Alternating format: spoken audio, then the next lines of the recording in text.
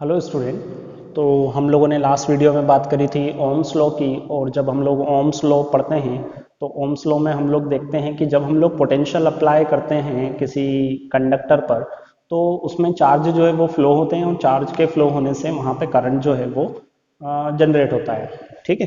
तो अब अगर हम लोग वहाँ पे देखते हैं तो पोटेंशियल और जो करंट होता है उसमें एक रिलेशन मिलता है V प्रोपोर्शनल टू I।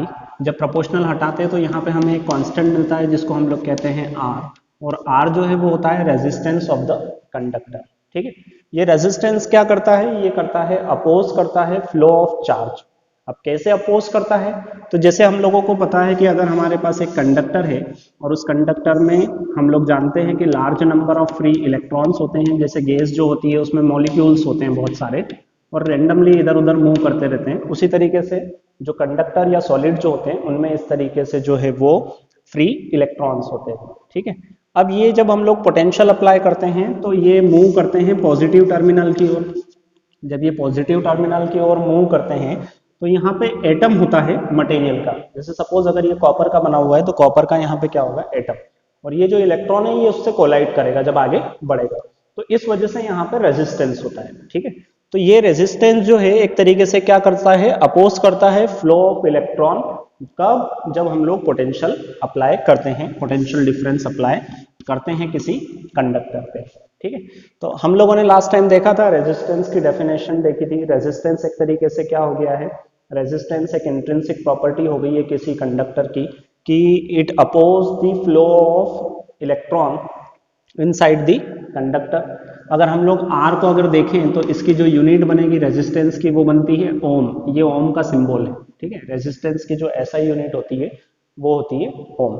अब हमको देखना है आज फैक्टर अफेक्टिंग रेजिस्टेंस, मतलब जो रेजिस्टेंस है वो किन फैक्टर्स पे डिपेंड करता है। ठीक है। देखिए अभी के केस में मैंने आप लोगों को क्या बताया कि यहाँ पे जो है सपोज एटम है, ये मैं एक तरीके से इस तरीके से सर्कल के थ्रू एटम बता रहा हूँ।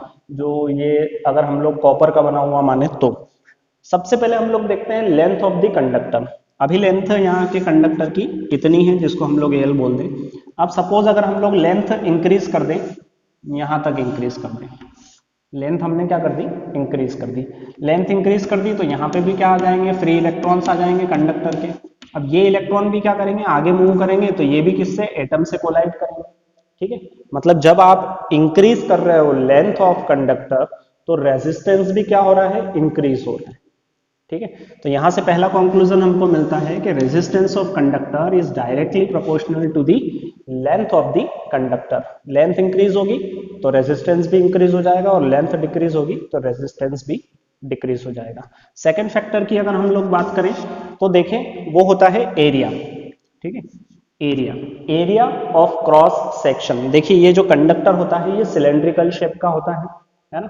अगर हम लोग इसको यहाँ से कट करें और कट करने के बाद में अगर मैं इसको आपको सामने इस तरीके से दिखाऊं तो यहाँ पे इसका क्रॉस सेक्शन कैसा दिखेगा, सर्कुलर दिखेगा। ठीक है। अगर हम लोग किसी सिलेंडर को बीच में से कट करें और उसको देखें तो हमको क्या मिलेगा, वहां पे सिलेंड्रिकल सर्कुलर क्रॉस सेक्शन मिलेगा। तो अगर क्रॉस सेक्शनल एरिया हम लोग बढ़ा दे तो क्या होगा। ठीक है। इसको समझने के लिए आप ये समझिए कि एक गेट है और उस गेट में से आप लोगों की क्लास में से आप लोग अपने रूम में से बाहर निकलते हैं, क्लासरूम में से, है ना। तो गेट लगभग 3 फीट के करीब का होता है, 2.5 या 3 फीट के करीब का होता है गेट। उसमें से आप लोग मूव करके बाहर जाते हैं। अगर वही जो गेट है वो 3 से अगर हम लोग 6 फीट का कर दें, मतलब उसकी साइज को क्या कर दें, बड़ा कर दें, तो जो आप लोग निकल रहे हो, मतलब आप अपने आप को क्या कंसिडर करें, इलेक्ट्रॉन कंसिडर करें, तो अगर वहां पे गेट का एरिया बढ़ गया है ना तो आप लोग बड़ी आसानी से उसमें से ज्यादा स्टूडेंट जो है वो मूव कर सके। तो इस तरीके से हम लोग क्या कंक्लूड कर सकते हैं कि अगर एरिया इंक्रीज हुआ है तो रेजिस्टेंस क्या हो गया, डिक्रीज हो गया। और एरिया अगर आप डिक्रीज कर देंगे, मतलब कि जो गेट आपका 3 फीट का है उसको आप 1 फीट का कर दें तो उसमें से एक स्टूडेंट निकलेगा, फिर एक निकलेगा, फिर एक निकलेगा। इस सिचुएशन, सेम सिचुएशन के लिए हम लोग यहाँ पे एग्जांपल दे सकते हैं। तो अगर area of cross section increase हो रहा है तो रेजिस्टेंस क्या हो रहा है, डिक्रीज हो रहा है। मतलब इनवर्स उल्टा रिलेशन हो रहा है। तो उल्टा रिलेशन हो रहा है, यहाँ पे हम लोग लिख सकते हैं R proportional to 1/A। Area जो है वो इनवर्सली प्रोपोर्शनल है रेजिस्टेंस के। एरिया इंक्रीज तो रेजिस्टेंस डिक्रीज होगा। ठीक है। तीसरा अगर हम लोग बात करें टेम्परेचर की, तो टेम्परेचर, इसको हम लोग मैथमेटिकल कैलकुलेशन में अलग तरीके से लेते हैं, यहाँ पे हम लोग उस बारे में बात अभी नहीं करेंगे, केवल एक लाइन लिखेंगे हम लोग कि temperature also affect the resistance of the conductor. एक मैं इन शॉर्ट बता दूं आपको कि अगर यहाँ का इस कंडक्टर का टेम्परेचर इंक्रीज होगा तो इनको एनर्जी ज़्यादा मिलेगी इलेक्ट्रॉन्स को, और ये ज़्यादा मूव करेंगे तो इनका रिलैक्सेशन टाइम कम हो जाता है। रिलैक्सेशन टाइम क्या, जैसे अगर ये मान लीजिए आगे बढ़ रहा है तो कोलाइड कर रहा है ना, तो रिलैक्सेशन टाइम कम हो जाने से यहाँ पे जो रेजिस्टेंस है वो क्या हो जाएगा, बढ़ जाएगा। तो टेम्परेचर इंक्रीज होने से रेजिस्टेंस भी इंक्रीज हो जाता है। दूसरा फिर एक और यहाँ पे आता है nature of material, nature of material. देखिए सपोज कि आपके पास जो कंडक्टर है वो कॉपर का है, एक कंडक्टर है एल्यूमिनियम का, और एक कंडक्टर बना हुआ है सिल्वर का। ठीक है, तो अगर आप कंडक्टर का मटेरियल बदल देंगे, मतलब अगर आपने एक कंडक्टर लिया जो काय का बना हुआ है, सिल्वर का बना हुआ है, चांदी का बना हुआ है, तो उसका रेजिस्टेंस बहुत कम होगा। फिर अगर आपने मान लीजिए उसी को हटा के उसकी जगह पे कॉपर रख दिया, सेम लेंथ और सेम क्रॉस सेक्शनल एरिया, मतलब आइडेंटिकली लिया, आपने क्या करा, सिर्फ चांदी की जगह किसको ले लिया, कॉपर को ले लिया। तो कॉपर को ले लिया है तो अब क्या होगा, रेजिस्टेंस बढ़ जाएगा, कॉपर का रेजिस्टेंस ज्यादा होता है, ज्यादा अपोज करता है। एल्यूमिनियम जो है, एल्यूमिनियम का जो रेजिस्टेंस होता है और ज्यादा होता है। ठीक है, तो इस तरीके से अगर हम लोग मटेरियल बदल देते हैं कंडक्टर का तो रेजिस्टेंस भी क्या हो जाएगा, चेंज हो जाएगा। इनको अभी हम लोग कैलकुलेशन में नहीं ले रहे हैं। तो यहाँ से हमारे पास एक इक्वेशन नंबर 1, इक्वेशन नंबर 2 आता है। फ्रॉम 1 and 2 हम लोग इसको इस तरीके से लिख सकते हैं, R proportional to L by A। ठीक है, अब यहाँ से जब प्रोपोर्शनल हटाएंगे हम लोग तो एक हमारे पास रिलेशन यहाँ पे कांस्टेंट आ जाएगा जिसको हम लोग बोलते हैं रो, और ये टर्म एज इट इज आ जाएगा। ठीक है, तो ये तो एक रिलेशन आ चुका है रेजिस्टेंस के लिए, जो किन फैक्टर्स पर डिपेंड करता है, लेंथ पे, लेंथ ज्यादा तो रेजिस्टेंस भी ज्यादा, लेंथ कम तो रेजिस्टेंस भी कम, क्रॉस सेक्शनल एरिया ज्यादा तो रेजिस्टेंस कम, इनवर्स रिलेशन है, उल्टा है। ठीक है, यहाँ पे कुछ इस टाइप के क्वेश्चन होते हैं कि अगर हम लोग किसी कंडक्टर की लेंथ को डबल कर दें तो रेजिस्टेंस कितना हो जाएगा। तो देखिए लेंथ अगर डबल हो जाएगी तो रेजिस्टेंस भी डबल हो जाएगा, लेंथ अगर हाफ कर दी तो रेजिस्टेंस भी क्या हो जाएगा, हाफ हो जाएगा।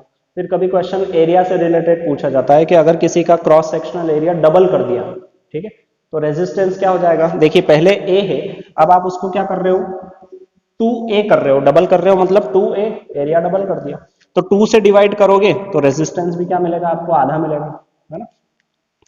अब इसी तरीके से आप लोगों को अगर मान लीजिए आपने एरिया आधा कर दिया, एरिया आधा कर दिया मतलब a बाय 2 कर दिया, तो ये देखिए ये जो डिनोमिनेटर में 2 आया ये कहाँ पे चला जाएगा, ऊपर चला जाएगा, यहाँ पे आ जाएगा। तो देखिए ये डायरेक्ट हो गया, मतलब कि रेजिस्टेंस क्या हो गया, बढ़ गया। अगर आप एरिया को हाफ करेंगे तो रेजिस्टेंस डबल हो जाएगा। ऐसा थर्ड या फोर्थ या ट्रिपल या ऐसे भी क्वेश्चन पूछे जाते हैं कि ट्रिपल कर दें, डबल कर दें, फोर्थ कर दें, अगर लेंथ को या एरिया को कर दें तो रेजिस्टेंस पे क्या फर्क पड़ेगा। तो यहाँ से इस तरीके से हम लोग इसको आंसर दे सकते हैं। अब यहाँ पे रो जो आया वो क्या है, तो रो जो है वो होता है रेजिस्टिविटी, है ना। यहाँ पे रो एक कांस्टेंट ऑफ प्रोपोर्शनलिटी है जिसका नाम होता है रेजिस्टिविटी। अब रेजिस्टिविटी भी क्या होता है, रेजिस्टेंस ही होता है। देखिए ये रिलेशन से हम लोग क्या करें कि अगर हम लोग R इक्वल्स टू रो देखें, यहाँ पे क्या है, L है और यहाँ पे क्या है, A है। मैं अगर L को 1 कर दूं और A को भी क्या कर दूं, 1 कर दूं, मतलब मैं यूनिट लेंथ का कंडक्टर ले लूं, इसकी लेंथ कितनी ले ली हम लोगों ने, यूनिट, और इसका क्रॉस सेक्शनल एरिया जो मतलब यहाँ पे क्रॉस सेक्शनल एरिया है, उस क्रॉस सेक्शनल एरिया को भी हमने कितना ले लिया, यूनिट ले लिया। ठीक है, तो 1 और 1 दोनों की वैल्यू हो गई, तो ये रिलेशन क्या हो जाता है, रो इक्वल्स टू R। मतलब अगर आपको रेजिस्टिविटी बताना है तो resistivity is the resistance of the conductor. Resistivity भी क्या होता है, रेजिस्टेंस ऑफ द कंडक्टर। और ये कब होगा, जब लेंथ कितनी ली आपने, 1 ली, और एरिया कितना लिया, 1 लिया। तो resistivity is the resistance of conductor of unit length and unit cross sectional area. इस तरीके से ये जो रेजिस्टिविटी है उसकी डेफिनेशन बन जाती है। आप अपनी बुक में अगर देखेंगे तो आपको इस पे बेस्ड कुछ क्वेश्चन मिल जाएंगे कि लेंथ डबल कर दें, लेंथ हाफ कर दें, एरिया डबल कर दें, एरिया हाफ कर दें या फोर्थ कर दें, तो आप उनको बड़ी आसानी से आप लोग कर सकते हैं कैलकुलेट। ठीक है, आपको एरिया की जगह एरिया की वैल्यू जितनी इंक्रीज या डिक्रीज कर रहे हैं वो रखनी रहती है, लेंथ की जगह लेंथ की वैल्यू जितनी इंक्रीज या डिक्रीज करनी रहती है वो रखनी रहती है। तो ये वीडियो अगर आप लोगों को अच्छा लगा हो तो यहाँ पे लाइक बटन प्रेस करना ना भूलें, सब्सक्राइब करना ना भूलें, बेल आइकन क्लिक हो रही है और यहाँ पे जो आपको मिल रहे हैं नोटिफिकेशन उनको भी देखें। और अगर आप चाहें तो आप हमारे चैनल को ज्वाइन कर सकते हैं, उससे मुझे भी सपोर्ट मिलेगा और आप लोगों को भी अच्छी एजुकेशन मिल जाएगी। धन्यवाद।